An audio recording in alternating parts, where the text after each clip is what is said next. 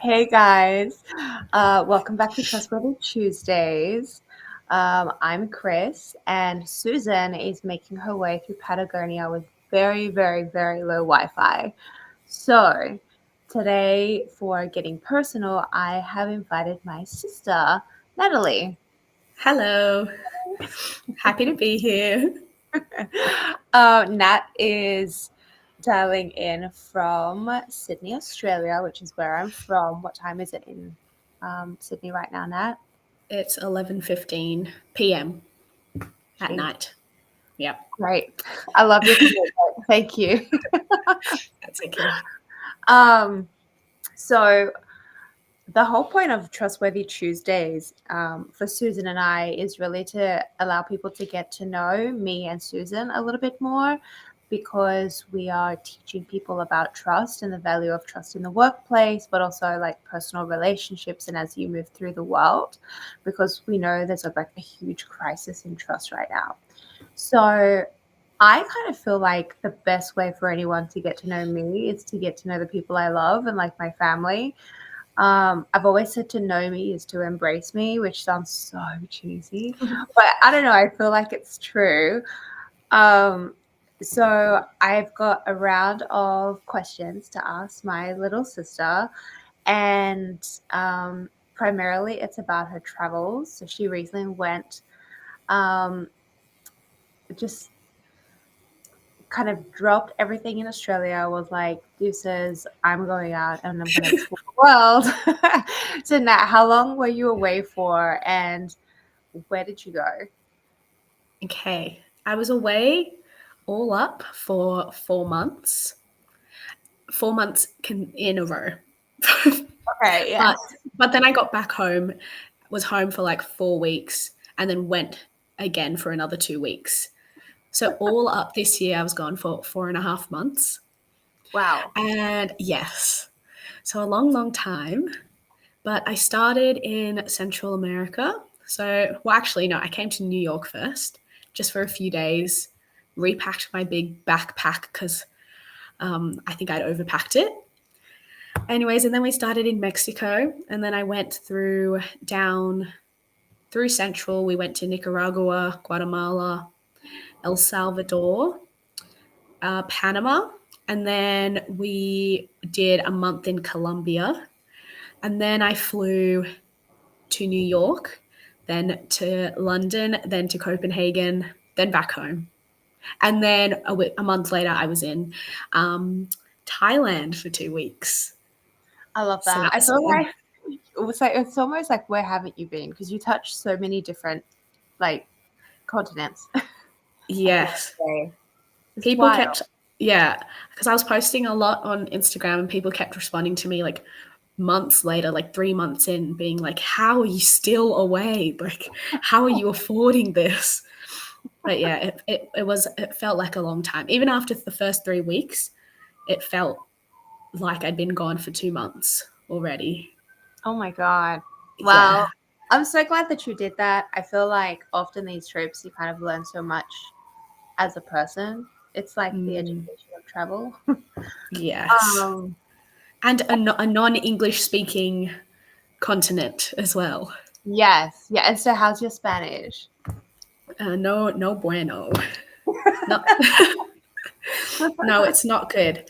But because I could already understand a bit, it was a bit easier for me to like navigate through the countries because even if I could understand a little bit, then I could try and just think of words that I kind of knew and Yeah. sort of figure it out. Or if we were reading things like signs and stuff, I kind of knew like some words. So it was helpful to know a little bit before it.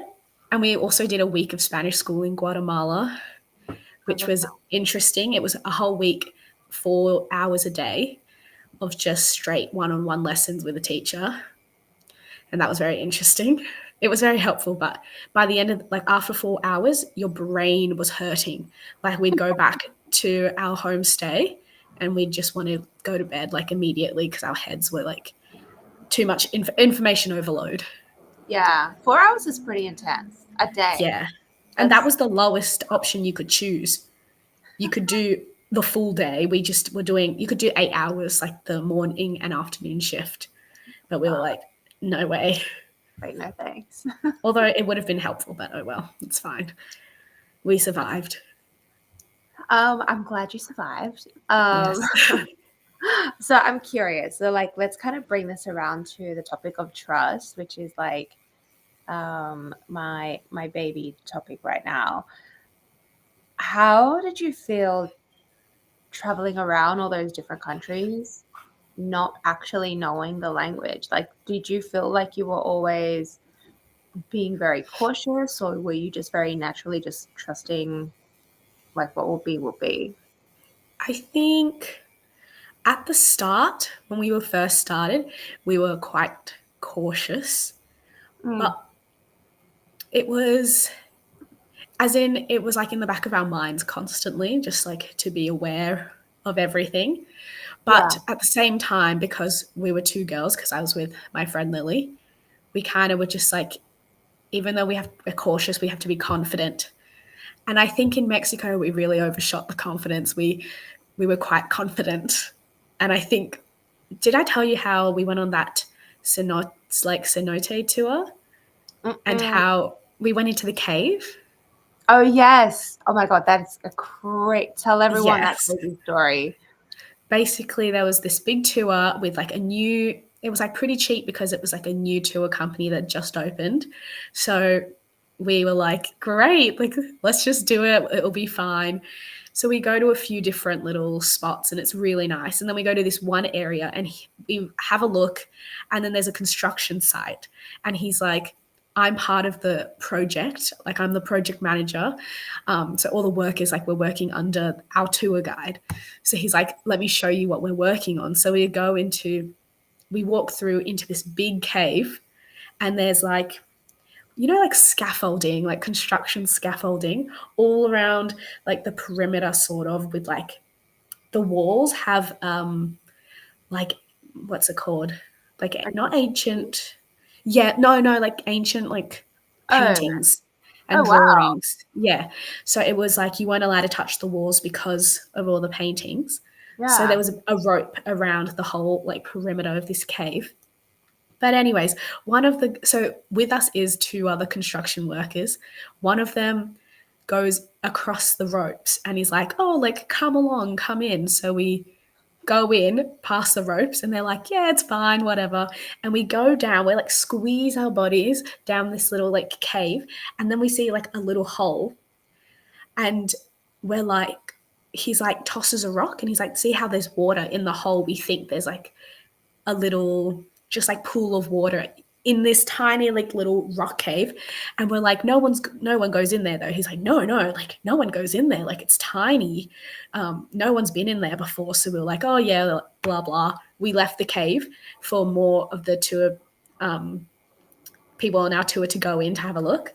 So then Yeah. they go in the cave, and then one of them runs out. She's in her bikini, like she's taken off her clothes and she's in her bikini. She's like, they're going in the cave.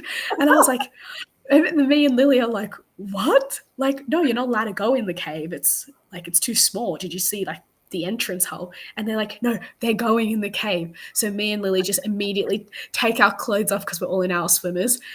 And we go back down into the cave.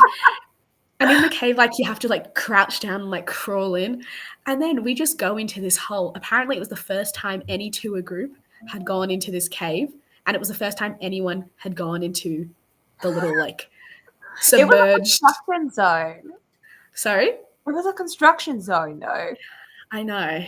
So I don't know. But to get into this hole, you had to go onto your back and grab the top of the hole, which was like rock, and like pull yourself forward, and then like scuttle forward, and then find the next big rock, pull yourself forward, and then like scuttle in. And then it got to a point where like it was like an opening, so you had to then go onto your hands and knees and crawl through the water. And also, as you're pulling yourself, there's water like up to our arms, and then we just opens up to this cave just full of water, which we probably shouldn't have done because, like you said, I think I told you, and you were like, you don't know if that water's like contaminated, or we could True. have gotten really sick from it. And also, I don't know why we're just trusting this tour guide and the construction workers, because they had never been in it. And it's pitch black in there. It was pitch black. It was we just had a few phones that had been passed through. That is But crazy. yes, because everyone was so nice, me and Lily were like, oh, we love it here. Like we were kind of became too trusting. Not that Yeah, it ever backfired on us, but yeah, oopsie. that's crazy. I don't even know what you call that. Like, I don't know if that's actually like a lot of trust. I think that's just risk taking. True. That's Like, true. yeah, you were really trusting of the construction workers and like the tour guide who was the PM on this construction site. But Yeah. that was probably like the first barrier. The fact that you felt like you could trust him. It's like, well, here he goes. Like, I don't Yes. know. You have a very healthy appetite for risk. That's true. So maybe, yeah. I don't know. That is wild. Right. Yeah. I That yeah, I that do blows my think, but though, yeah, that throughout the trip, I feel like it was risk taking, but I think it was always we were trusting tour guides and stuff, not so much just random people. yeah. But in saying that, we would meet random people at the hostel and they'll be like, we're going here. Do you want to go? And we just would be going off with randoms. But that's also part of the travels. So I don't know if it's risk taking or trusting now. I'd be interested to learn if you would like in a number of years time, like looking back, if you would make the same decisions, because I Yeah. don't know, you have a healthy risk appetite. I would say you're, pretty trusting. I don't know, I feel like, and I hope your level of trust like never changes. I hope that you always have quite a lot of trust in the world. Um, but it's interesting to see how like jumping more into the workforce and like different life experiences can like frame that and change that. Mm, So I'm very curious. So I've got one other travel question before I ask you like a work type of question. yeah. Um, what was a scenario where you felt like you couldn't trust someone that you were on a tour with or something in your travels? Um, I think, well, most of the time it wasn't ever like a tour guide or even someone.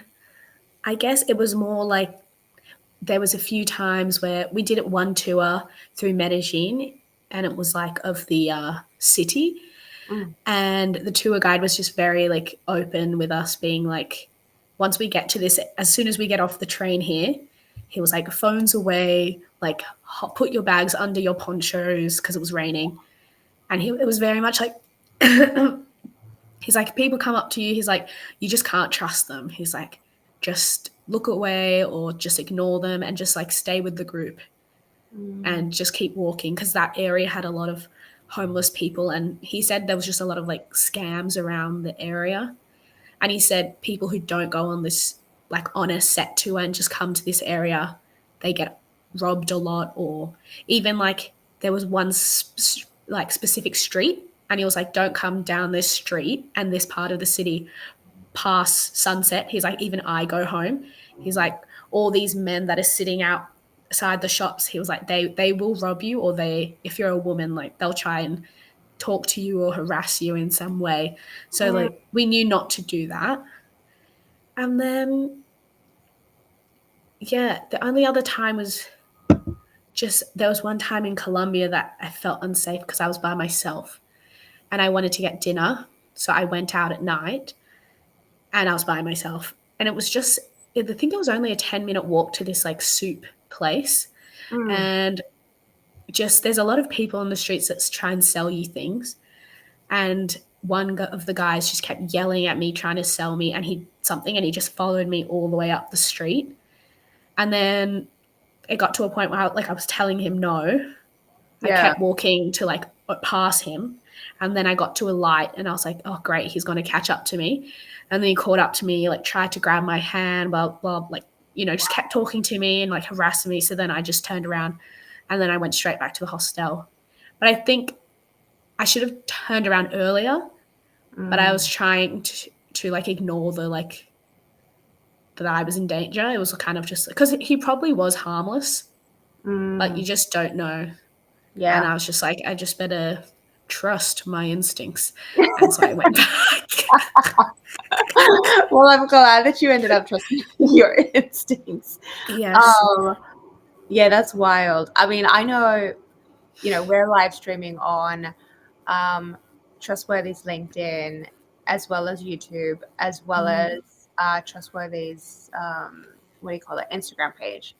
And so I know a lot of the community that we have on LinkedIn have families and like have, young, not young, but like teen kids as well. I mean, you're obviously not a teen, Yeah. you're in your 20s, but I can just imagine how these stories, like the cave story,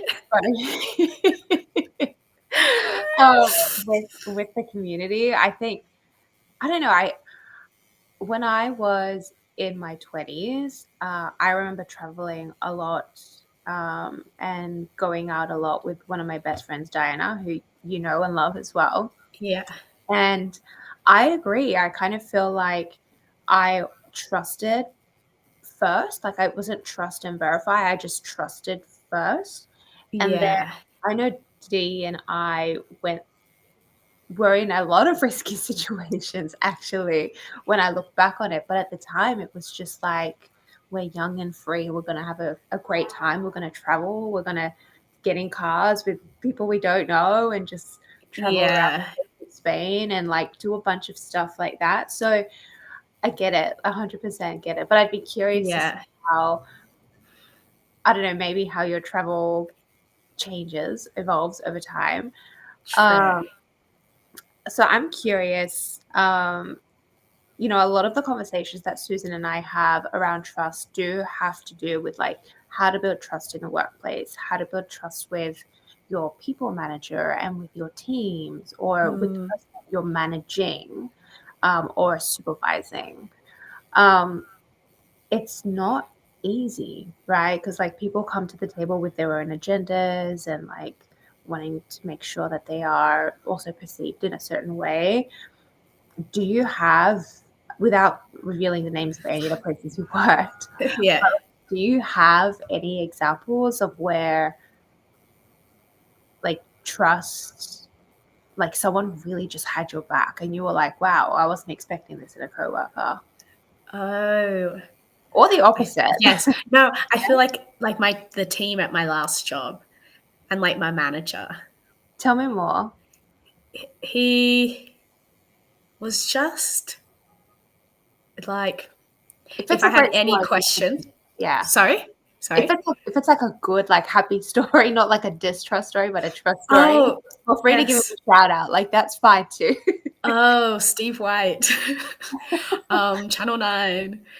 Yeah, he was really good. I think it was he was good because he got to like know me as a person and he knew that like I loved like theater and dance and he liked theater as well and like different music and stuff. So he would like send me, oh, and even just like I loved going to the movies. So he'd send me like movie trailers. I think I've told you how like every time a new movie came out, he'd always send me the trailers or sending me like different music videos. He would be like, oh, you'd love the dancing in this. And then on top of that, he, beyond like in a work setting as well, if I had any questions, he was like my go to because he'd been there for ages. I feel like everyone knew him.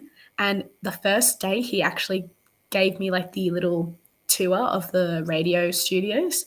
Yeah. And every room, like, and everyone who he introduced me to, like, seemed like they loved him. Like, everyone knew him and was like happy to see him.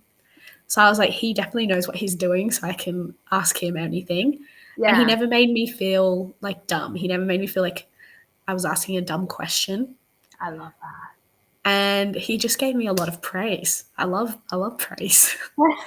I, and a lot of compliments. So it's like I knew when I was doing things right, and he even would comment that like I would pick things up quickly and could learn quickly, and like I could tell when he was like, I'm going to give you this to do, because I knew that he trusted me to do like Mm, that task, maybe something he would have done, or just like, yeah. So like even though there were some things, I'd still go through him to double check things. yeah, He was always just like, yep, that's right, like you're doing it good. So I don't know, he was good. He was I a good love that. person. Yeah.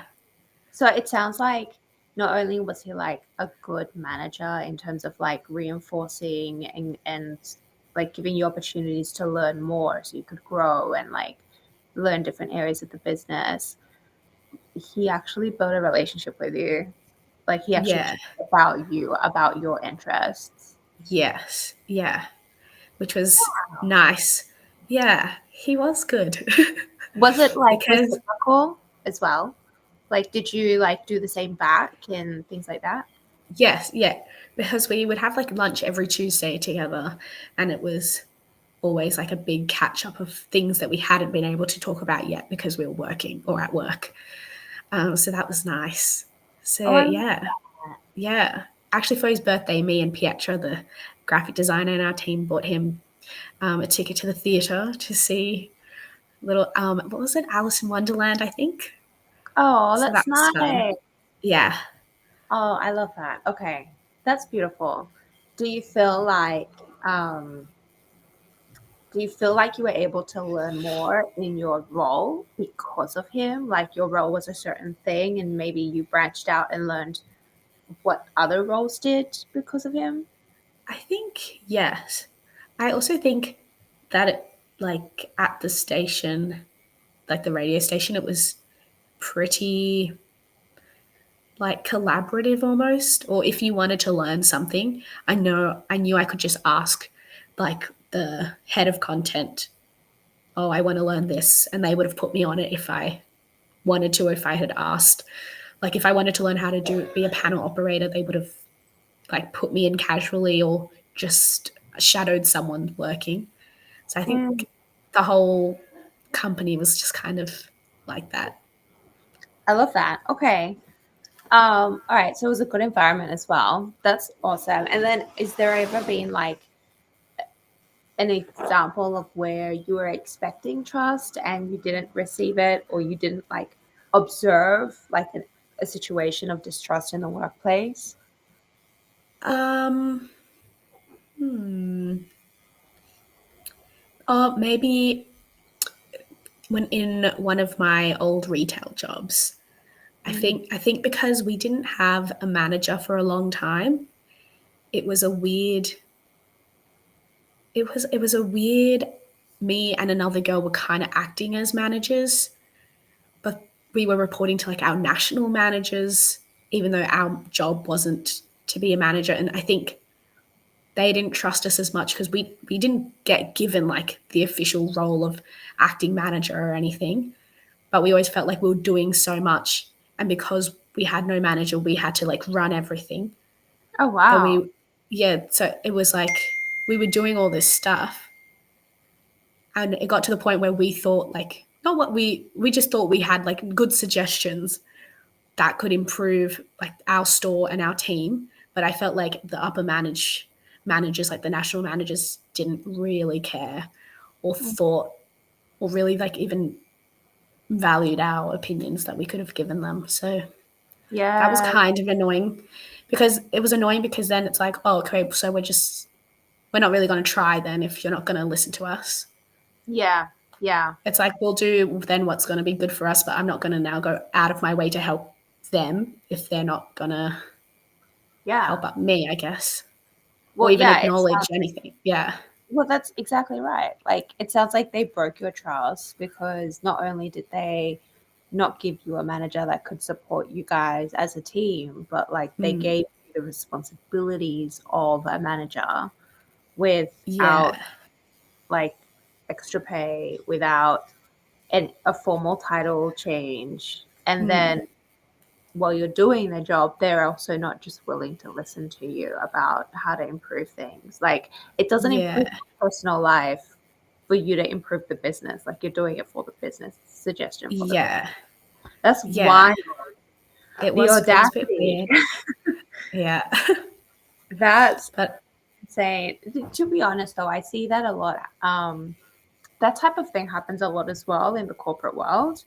So, like, what I've experienced and what a lot of my friends as well in the corporate world have experienced is that in order to grow, you take on like these extra tasks or these side of the desk roles. And sometimes they're really great, right? They're really, really great. But sometimes, like, in order to do both great, uh, you need to struggle as a person, right? You need to work into the night most nights, or you need to pick something up on the weekend, which really isn't sustainable yeah. long term. And so I think there's this like, yes, you always want to learn more and grow more and take on more, but not at the expense of recognizing like we're humans, like we have a limit. And if I'm not going to be appreciated for this, like, why am I doing this? Yeah. Gen Yeah. Z. That's So Gen Z tell me way of more. thinking. All right. So, all right. Tell me why. Do you consider yourself a Gen Z? Because I'm a millennial. I say, I think, I would call myself a zillennial because I'm on the cusp, A apparently. millennial? Because some people cut it off like at different dates. The Gen Z millennial year is different. So my friends would call me a Gen Z, but sometimes I think I say things and I sound really millennially. I'm so glad you didn't say like old or older.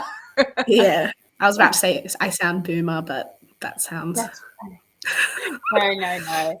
Boomers have the their wonderful things too. It's not like negative to be a boomer or a No. millennial or a Gen Zer. But I feel you 100%. I do. So I think it's interesting though, because so there's 10 years. So everyone that's listening, because I've got a couple of people following on Instagram actually. Um, so for everyone that's online, so Nat and I are 10 years apart, and we have like completely different experiences when it comes to like the areas that we grew up in, the schools that we went to, the types of like the cultural diversity of our friendship groups as well. Just growing up because of the areas that we lived in and things like that. Mm. And but then we're also like, I guess, on the cusp of different generations. And so there's a lot of chatter at the moment. I don't know if you've seen it, Nat. Like in the news, it says a lot around Gen Zers are lazy, or they don't want to like pay their dues, or they don't want to, roll up their sleeves. And there's actually a lot Mm. of chatter about Gen Zers being fired within like the first month or two of being hired. And Mm. that kind of infuriates me because I feel like Gen Zs have gone through so much in their like lifetime compared Yeah. like, and also because it's right in your face. You can't escape everything because everything is online now. Yeah. I feel like the the assumptions and the I guess slanders to Gen Zers are, I feel like they're unfair, and I think Gen Z is misunderstood. So what do you think about Gen Z? I'm not saying you're the representative of all Gen Zs, but like, do you feel like there's a difference in expectations for Gen Zs? I think yes. As in, I think older people do call us lazy, or even they expect more because, for example, someone once was like, when I was your age, I was doing this job and I would do 12-hour days. I'd stay back late. I'd do this and this and this, and I just to get to where I am now, kind of thing. And it was like I sacrificed this and I sacrificed that and blah blah blah. But then I'm like, but why? Like, I know you got to where you got to, but what about with the rest of your life? Like, you can't just be at work 12 hours a day, even though I know people do that. But I Yeah. think younger people now, there's, I don't know, it's just more about, it's more about, what's that thing people always say, like, you live to work? Oh, do Wait, you work do, to live or do you live to work? So, yeah, so they would rather work in order so they can live a great life or a balanced life or a life with travel in it or whatever. yeah. Mm, So I don't know. And I also think because there's so many, like, even just the fact that they went to school, some of the younger Gen Z went to school during COVID, even though it probably wasn't the most effective. They're like, oh, but we could do this online. Like, we didn't have to.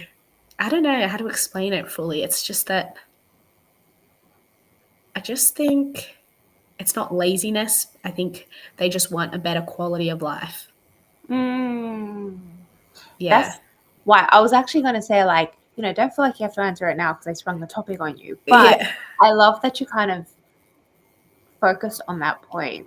It's not Yeah. laziness, it's just a different expectation around having a quality of life. And I've heard that too. I've been in a situation where someone said, well, when I was your age, that opportunity wasn't even open to me, or I had to work around the clock. And I think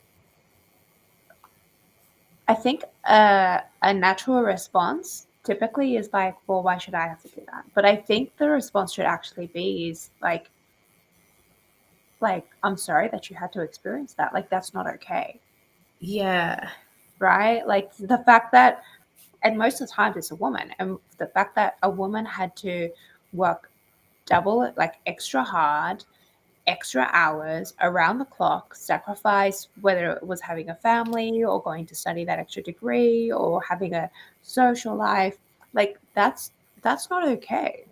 Yeah. Right? Work is incredibly important, and I feel like we can make such an impact in our jobs, right? Regardless of whether someone's working in retail or someone is working creating life-saving medicines, like it doesn't matter. We have an opportunity to impact someone else's day for Hmm. the positive. But work is not everything. And I love Yeah. the fact that Gen Z is recognizing that very early on and emphasizing quality of life. Yes. I think it is a bit like, maybe they do take, more maybe me and other Gen Zs not take advantage of it, but it's like, if we're online, if we're on TikTok or Instagram, we see people living more extravagant lives, and that's what we want. So we might be like, okay, well, I want more of a balance so I can do those things. I think maybe there's just more exposure to what could be. So Mm, people, and also, even in, I also feel like they will work harder for you if you let them have a good balance, yeah, like a good work life balance. yeah, Because if someone's like overworked, like, then they're going to be run down, they're going to be tired, they might not, I don't know, do the best work. yeah. Because yeah, I don't know. But it also depends on the job, I think. No, but you're right. I mean, it doesn't matter whether you're like going to work or training for the theater, or it doesn't matter what it is. Like if you don't find joy in other areas of your life, and if you're not healthy or if you're not sleeping right, you can't perform. You can't Mm, possibly perform. So it makes sense. yeah. One thing that you said, I kind of want to like go back to that for a second. Like a lot of Gen Zers grew up online and they see like these extravagant lifestyles that maybe other people are living. And I know people's immediate reaction are going to be like, hey, but that's not realistic, or a lot of that's not real, or that's AI, whatever. But if we think back to how information was shared before and what maybe the boomer generation or early millennial generation were looking at, like they were looking at wow, so and so has just bought their first property. I want that. Like there's always Mm, something to aspire to. It doesn't yeah. matter whether it's your first home, your next job or a lifestyle, there's always something to aspire to and work towards. So it doesn't really matter that Gen Z is looking online, right? Because housing prices are ridiculous. Gen Zs can afford a house if they tried, right? Yeah. um, so I think it's an important thing to mention because a lot of people who don't naturally have empathy for other generations, that would be the first thing they point out. Like, oh, you see, you're proving my point. Gen Z is unrealistic, blah blah blah. Which I don't think is the case. Yeah, that's true. It's like, so you know how you said um, you should feel not, as in your response shouldn't be, so your response to like a boomer saying something about like in my time kind of thing should be like, you're sorry you felt that way. I feel like, I don't know if you've seen on TikTok, there are some people, a few like TikTok creators who do how to respond to HR or like to your manager who is asking you to, you know, I think they're really funny. I always watch them because sometimes, like even my old job, or even some of my friends, I'll hear them say like, "Oh, well, I've got to do this and this and this," and sometimes I'm like, "You do have to do that, but like you can calm down. Like you don't like work can be stressful, but sometimes I'm just like, just say you don't have time." Yeah, But also, I don't know what they do for work, but for me, I could just be like, I don't have time. I'm just gonna not do that right now, yeah. and You I'll reprioritize. wait till the next morning to do it or something. I Right, don't right. know. Yeah, yeah. It's like Honestly, I just feel like yeah. people are so like life and death. Oh, I need to get this deadline, and I don't know. It's like It's I need to finish this spreadsheet. Someone's life depends on it. It's like really, yeah, I really. don't know. But also, I have a I don't know. I always tell my friends that you're like girl boss, and we are very different when it comes to thinking about work because I'm just trying to get money to travel. Well, you're trying to live a certain lifestyle, and I, to be honest, like yes, you and I are very different when it comes to work, but I think the way that I want to live my lifestyle as well as the lifestyle, like the path there is different to the way that you want to get there as well. Mm, Um, one thing that people call out a lot as a benefit when they're interviewing you is having different types of life experiences. And I don't mm, know whether, like, even in your experience, Nat, like, I don't know whether you have used your various life experiences to your advantage when you speak to a recruiter or on your resume, for example. Like, you have yeah. such a diverse background, and I feel like that's a strength for me when I interview. It helps me to get towards the lifestyle that I want, Mm, right? And I think maybe that's something that anyone could leverage. Like it's it's insane. Like yeah, you've been in retail, but you were on Australian Broadway at one point. You're a mm, dancer, you're a performer as well. You've worked in radio. Like you've got experience. You've mm, got your marketing and everything. And I think it's all about how you frame it. And framing it yeah. and perception is going to be, I think, as well as building trust with the people you're working with, is going to be the quickest way for you to get to whatever lifestyle, Yeah. lifestyle that you want. Yeah. That's true. Okay. I should. Yes. Um, all right. We need to wrap up very soon. But it's been Mhm. so nice chatting to you. Thank you. I hope my answers didn't make me sound dumb. No, of course not. Of course not. I love your answers. And I love them because they're genuine and because they're yours. And I can see how trust has kind of been weaved through this whole conversation. So, first of all, you jumped on a live, completely trusting me to also help guide you through the conversation, not really knowing what to expect. It's not like you've never been on a live before, but just never like for the professional like world around a particular like topic for corporate. Um, and trust really kind of guided you as you went through your travels and when you were taking risks. And thanks to Steve for being an incredible manager to you. Go, Steve. Go, Steve. Yeah.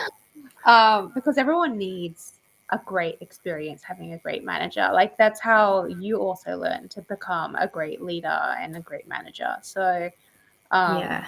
I'm really happy that you had the opportunity to work under Steve and for him to kind of mentor you and guide you. Yes. But I yeah, also think a quick little side note yeah, is that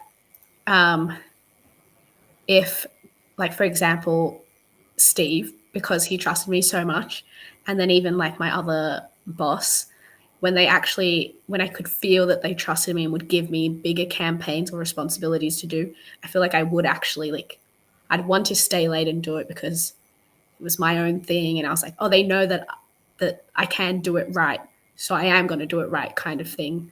Because yeah, otherwise, if someone's just micromanaging, constantly checking, you're like, oh well, they're always going to nitpick something, or they're always going to, I don't know, say something's wrong, or I don't know.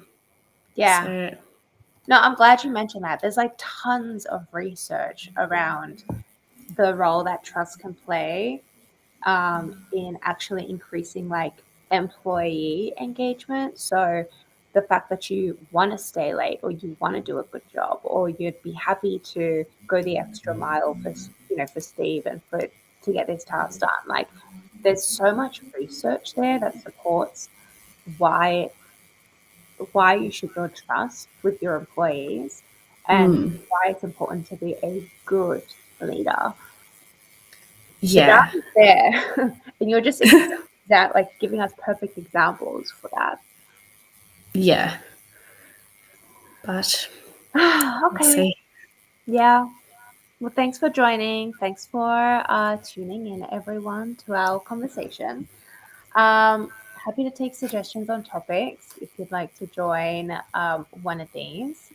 But we do Trustworthy Tuesdays every single Tuesday, every single month. There's a lot of Tuesdays in the year, so if you want to join, let us know. And Nat, good luck Thank you. on your next journey. I hope you continue to trust wholeheartedly, and I'll speak to you soon.